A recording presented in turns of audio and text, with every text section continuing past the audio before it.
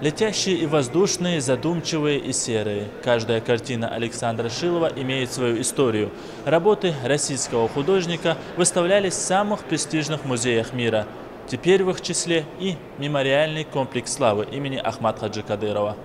Персональная выставка известного российского художника в Грозном вызвала интерес не только деятелей культуры. В числе посетителей можно увидеть и политиков. Пора уходить от войн и революций. Ахмат Хаджи нам завещал жизнь, чтобы никакие 50 лет они больше не повторялись. Наша жизнь должна быть вот такая выставка: кино, поэзия, драматургия.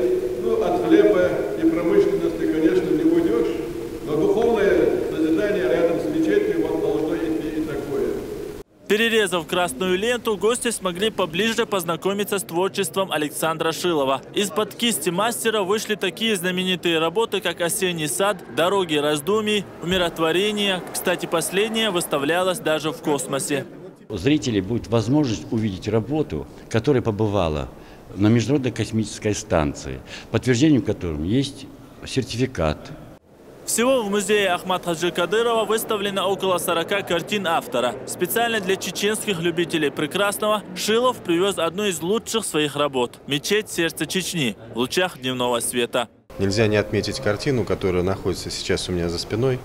Это «Мечеть сердца Чечни» имени Ахмата Хаджи Кадырова, которая писалась как поэтическое произведение, в которой, если вы обратили внимание, не только работающий фонтан, который говорит о том, что все дела, так сказать, республики, это, ну, как говорят, фонтан, то есть они успешные. Это радуга, которая там действительно в солнечную погоду отображается. И растущая луна в небе, обратите внимание, именно растущая, потому что если мы сажаем урожай на растущую луну, как правило, все это всходит. Особое значение художник уделяет природе. По словам Александра Шилова, именно она сближает человека с искусством. Главное, зритель должен почувствовать душу именно той картины, которую пишет автор. Для всех желающих посетить персональную выставку Александра Шилова, двери Государственного музея имени Ахмата Хаджи Кадырова будут открыты с 25 марта по 12 апреля. Ахмед Джабраилов и Рамзан Хагуев. Новости.